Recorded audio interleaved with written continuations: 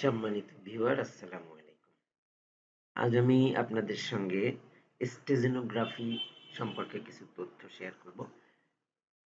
স্টেগনোগ্রাফি বা স্টেজেনোগ্রাফি একই কথা।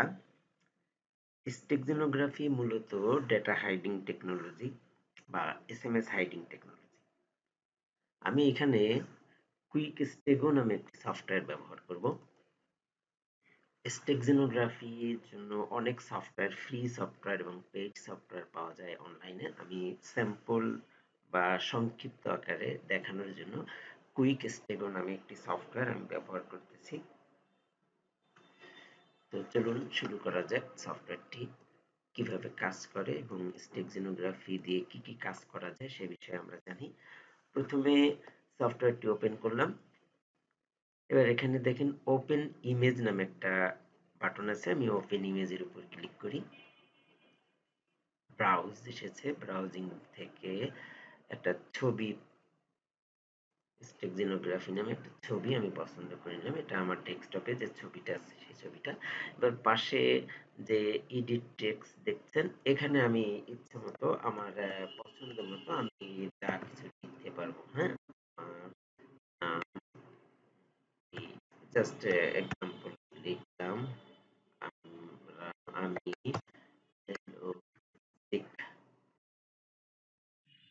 লজিকাই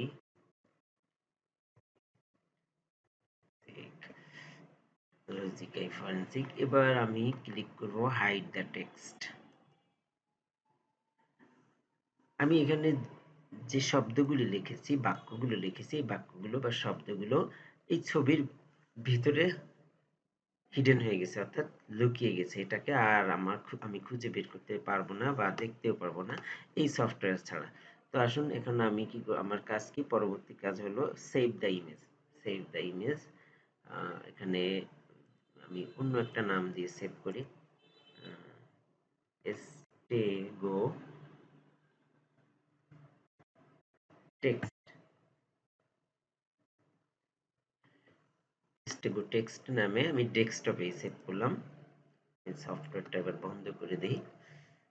এটা হলো আমার অরিজিনাল ইমেজ। এবার আমি যে সফটওয়্যারটা আমি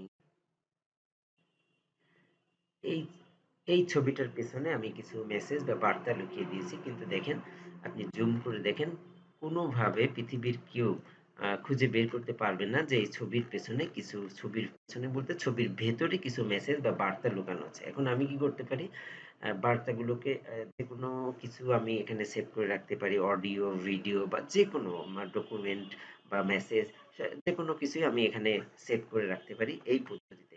এখন আমি চাইলেও কোনোভাবে ফিজিক্যালি এখান থেকে দেখতে পাবো না যে ভিতরে কি লুকানো আছে। আমি যদি দেখতে চাই তাহলে আমাকে ওই আগের যে সফটওয়্যারের মাধ্যমে এখানে বার্তাটাকে লুকিয়ে রেখেছি ওই সফটওয়্যারটাকেই ওপেন করতে হবে। তা পরীক্ষামূলকভাবে আসুন আমরা সফটওয়্যারটাকে আবার ওপেন করি। ওপেন দ্য ইমেজে আমি ক্লিক করি। এবার আমি ডেস্কটপ থেকে আবার অরিজিনাল ইমেজটাকে আমি ওপেন করে দেখলাম যে দেখেন এখানে কোনো কিছু নেই।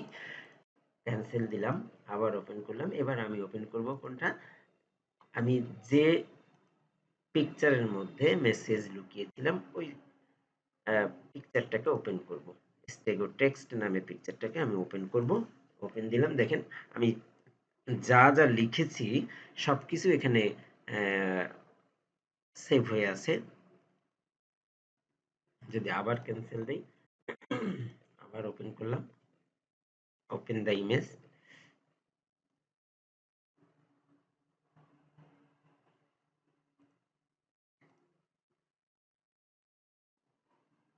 আশা করি বুঝতে পেরেছেন যে স্টেগনোগ্রাফি আসলে কি কাজে ব্যবহার করা হয়। বিভিন্ন জায়গায় গোপনে বার্তা আদান প্রদান করার জন্য স্টেগনোগ্রাফি ব্যবহার করা হয়। ধরেন আমি ছবির পেছনে বা অডিও ক্লিপের পেছনে বা ভিডিও ক্লিপের পেছনে আমি কি করলাম, একটা বার্তা অ্যাটাচ করে দিলাম, করে ওটাকে আমার কাঙ্ক্ষিত ব্যক্তি বা বস্তু বা বিভিন্ন স্থানে পাঠিয়ে দিলাম।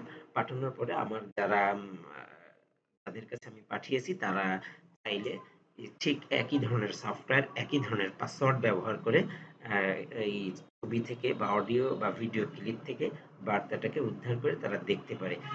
এই বার্তা এই মেসেজ হাইডিং এর যে টেকনোলজি বা গোপনে বার্তা আদান প্রদানের যে টেকনোলজি, এই টেকনোলজিটাকে সাধারণত স্টেজেনোগ্রাফি বলে, আবার কেউ কেউ স্টেগজেনোগ্রাফি বলে। দুইটা একই জিনিস। তো ধন্যবাদ সাথে থাকার জন্য। ভালো থাকবেন। আসসালামু আলাইকুম।